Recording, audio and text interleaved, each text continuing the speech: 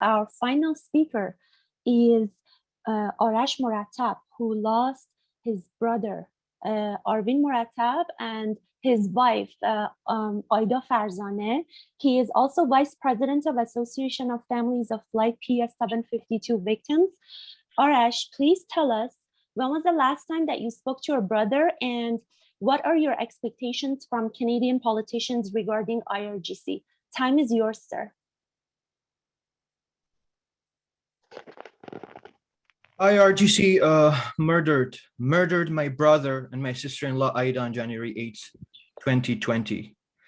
Last time I spoke with Arvin was a few minutes before his flight takes off from IKA airport.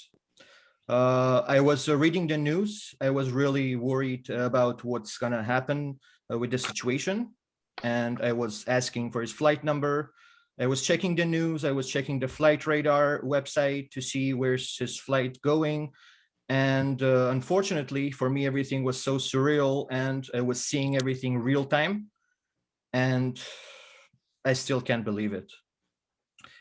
I will never forget that that 5 days before the IRGC shutdown of flight PS-752, Qassem Soleimani, the head of IRGC Quds force, was killed in an operation. He was the head of a terrorist entity under Canada's criminal code. 5 days later, IRGC started the operation known as Hard Revenge and launched missiles at US bases in response. As the IRGC commander stated, the country was on the highest alert situation while they were keeping the airspace open for international commercial flights, and SAM units were placed near the airports. They planned and started the operation. No US citizens died and they didn't close the airspace. They shot a civilian plane twice, 176 plus 1 human beings murdered, and they lied and fabricated conspiracies for 3 days with their propaganda machine.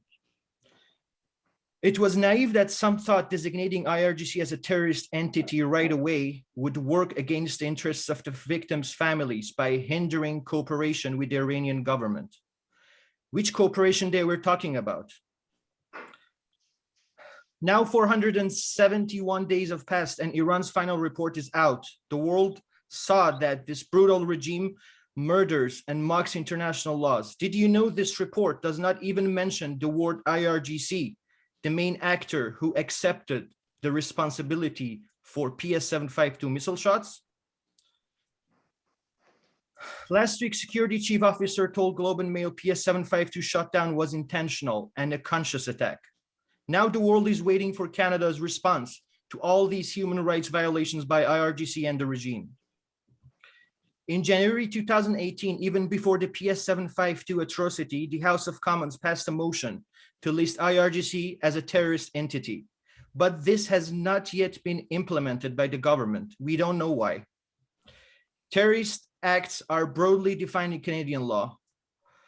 Just for the case of PS-752 specifically, they include criminal negligence at the direction of a terrorist group and activity that, quote, causes damage to an aircraft in service that renders the aircraft incapable of flight or that is likely to endanger the safety of the aircraft in flight. The shooting down of flight PS-752 could very well fit these descriptions.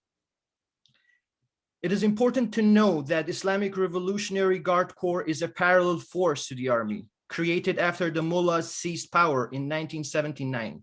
This army is not made to protect the citizens. It is ideological to the extent that based on the regime's founder, Ruhollah Khomeini, it can use human shields and can justify sacrificing the life of its own innocent citizens. He said in 1981, in quotes, if the infidels shielded a group of Muslims, let's say the corrupt Iraq shielded a group of innocent Muslims and stood behind them, we must kill Muslims and non-Muslims. Muslims are martyrs and they go to heaven. Kafirs are infidels and they go to hell. It has been proven that IRGC has helped the regime tremendously to suppress the people, killed thousands of peaceful protesters violently, and kidnapped and assassinated the oppositions inside and outside Iran. This group is becoming a model for all other extremist groups in the world. It's like an ISIS arm being in power for 42 years. They've built proxy groups, underground missile arsenals, suicide drones, economic mafia, media networks, and collaborating openly with Hezbollah, Al-Qaeda, Houthis, and training many more. We believe IRGC is much more dangerous than any of the groups listed under criminal code to Canada and global safety. Canada should stand firm to protect its people. We believe planners and operators of killing the innocent Canadians should be punished and listed as terrorist entities under the criminal code. We should not tolerate these extreme groups. We should not allow them to advertise, recruit, fund, and have sympathizers in this country. The regime in Iran considers inaction as weakness, and history shows pressure works dealing with this regime. Remember, Zahra Kazemi was sexually assaulted and murdered when Canada had full diplomatic relations with Iran. Are we going to repeat the same mistake? Thank you.